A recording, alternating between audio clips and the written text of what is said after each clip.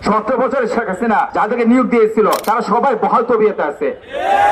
এই যে DGFI, NSI, এটিও, সিটিসি যে কর্মকর্তারা আছেন এরা সবাই ছাত্র জীবনে ছাত্রলীগ করেছে। এরাই কিন্তু আমাদের উপর এই আইনগুলো আবার প্রয়োগ করছে। এরা কিন্তু কোনো মেধার ধরে নিয়োগ পায় নাই, সব প্রশ্নফাঁস, স্বজনপ্রীতি। যে সন্ত্রাস দমন আইনটা শেখ হাসিনা আমাদের প্রয়োগ করেছিল, দীর্ঘদিন জেলে রাখা হয়েছিল। এবার আমাকেও এই সন্ত্রাস দমন আইনে যাবজ্জীবন সাজা দেওয়া হয়েছে। এই সন্ত্রাস দমন আইনটা আবার আইন হলো কাসামি ওই ভাইদেরও প্রয়োগ করা হয়েছে। বহু ছাত্রলীগ, যুবলীগ, 5 আগস্ট ঘটনা যারা জড়িত তারা জামিনে মুক্তি পেয়ে গেছেন, তাদের কোনো সমস্যা হয় না, তাদের ক্লিয়ারেন্স লাগে না। অবশ্যই 17 বছরে এই ফেসিবাদ, এই ছাত্রলীগের যে ক্যাডার গুলি চাকরি পেয়েছে পুলিশ প্রশাসনে, অবশ্যই তাদের বরখাস্ত করতে হবে।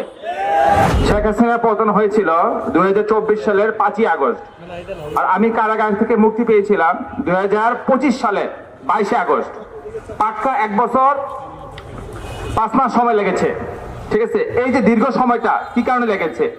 এই সময় কারণটা এই জন্য লেগেছে যে এই পড়াশোনার সব জায়গায় ফেসিবাদ এখনো রন্ধ্রে রন্ধ্রে আছে। আমার এই দীর্ঘ যে 5 আগস্ট পরে আমি দীর্ঘ 1 বছর কারাগারে ছিলাম, এই পুরো সময়টা আমি ছাত্রলীগ, যুবলীগের বহু ছেলেপুলেকে জামিন মুক্তি পেতে দেখেছি।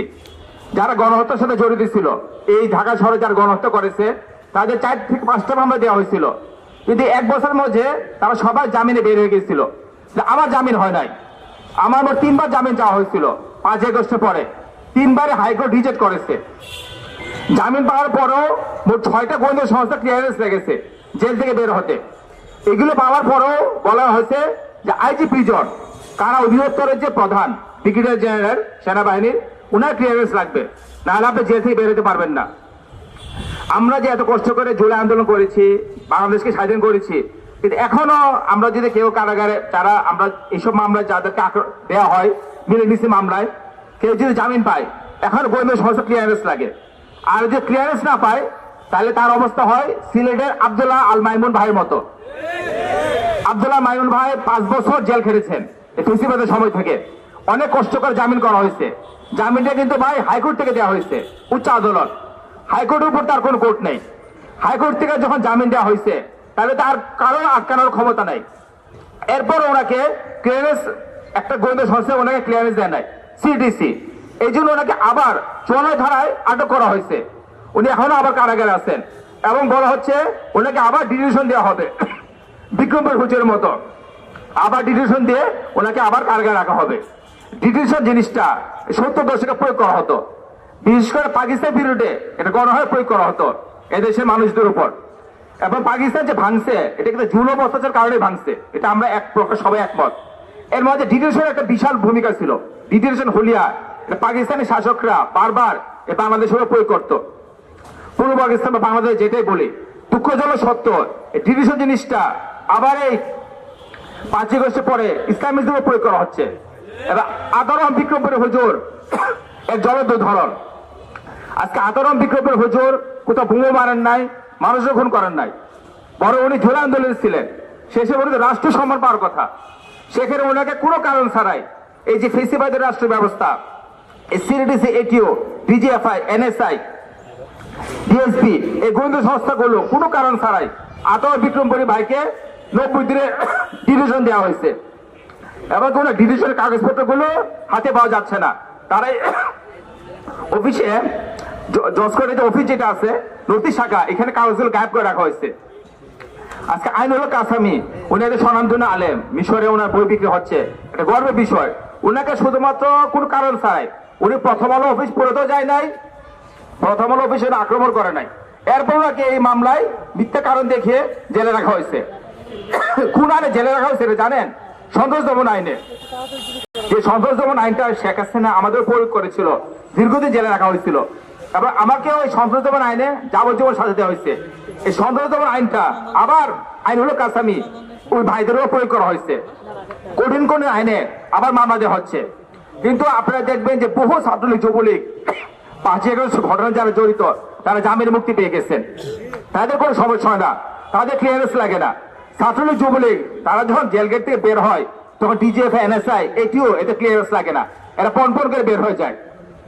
এর কারণ খুব সহজ। 17 বছরের শেখ হাসিনা যাদেরকে নিয়োগ দিয়েছিল তারা সবাই বহাল তবিয়তে আছে। এই যে ডিজেফআই, এনএসআই, এটিও, সিটিসি যে কর্মকর্তারা আছেন এই মিন্টো রোডে, এই যে পাশে মিন্টো রোড, আপনি গিয়ে দেখবেন এরা সবাই ছাত্র জীবনে ছাত্রলীগ করেছে।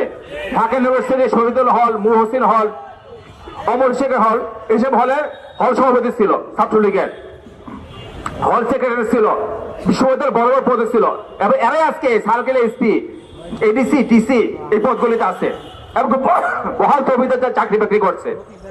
এবং এরাই কিন্তু আমাদের উপর এই আইনগুলো আবার প্রয়োগ করছে। আজকে ইউনুস সরকার এত রক্তের উপর দিয়ে ক্ষমতা আসছে, শুধু এটা যদি তার উনি করতেন যে ফেসিবাদের সময় যারা নিয়োগ পেয়েছে এরা কিন্তু কোনো মেধার ধরে নিয়োগ পায় নাই, সব প্রশ্ন ফাঁস, স্বজনপ্রীতি, গণভবন থেকে জিনিস চলে যেত। আমি যে ডিবিতে ছিলাম দীর্ঘদিন 1 মাস রিমান্ডে ছিলাম, আমি ডিবির কর্মকর্তাদের দেখছি যখন এফবি আসছিল অভিজিৎ রায় হত্যা মামলা তদন্ত করতে এফবি আসছিল, আমি দেখছি যে ডিবি, এডিসি, ডিসি ইংরেজি কথা বলতে পারে না এফবি এর সামনে, মুখ তুতলায়।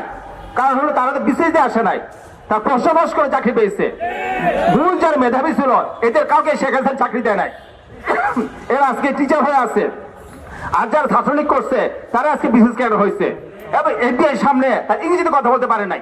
এটা আমার সামনে, আমি সাক্ষী যে আমি যে টিমে ছিলাম টিভি সাউথ, ওই টিমে ডিসি, এডিসি, এসি একজন এফবিআই সামনে ইংরেজিতে কথা বলতে পারতো না, তার মুখ তুতলাইত।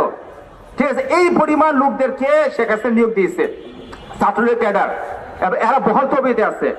এরাই আমাদের উপর এই যে আইনুল কাসিম বলেন, বিক্রমপুর হুজুর বলেন, সিলেটের আব্দুল আল মাইমুন বলেন, এদেরকে যে জুলুম নির্যাতন করা হচ্ছে 5 আগস্ট পরে তারাই করছে।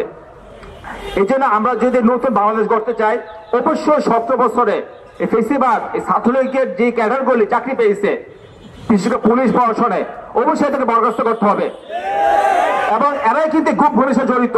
এই যে এত গুলি কোন দেশের আইন শৃঙ্খলা বাহিনী এইভাবে নিজ জাতিকে হত্যা করে না, যেটা বাংলাদেশে করা হয়েছে। এবং তারা করছে কারণ তারা ছাত্রলীগের ক্যাডার ছিল। অবশ্যই এদেরকে গ্রেফতার করতে হবে, এদেরকে আইনে আওতায় আনতে হবে। ঠিক আছে, আর আরেকটা কথা বলবো যে এখনো কারাগারে বহু ইসলামিস্ট বন্দী আছে, এদের অনেকে ফাঁসি আছে, লাইফ সাজা আছে, এদের জামিনের কোনো খবর নাই, জামিন চাওয়া হয় কিন্তু জামিন দেওয়া হয় না। যাদের ফাঁসির আসামি এদের ডেথ পেপার শুনানি বলে, এই ডেথ পেপার শুনানি করে সিরিয়াল নাই। আজকে আমার ভাইরা এখনো 200-300 ভাই কাশিমপুরে বলেন, ঢাকা কাশিমপুর কারাগারে এই অন্ধকার প্রকোষ্ঠে আছে, কঠিন থেকে কঠিন সাজা দেওয়া হয়েছে। আর আমরা যে আজকে মুসলিম দাবি করে থাকি, তো অবশ্যই আমাদের উপর ফরজ এই ভাইদেরকে মুক্ত করা।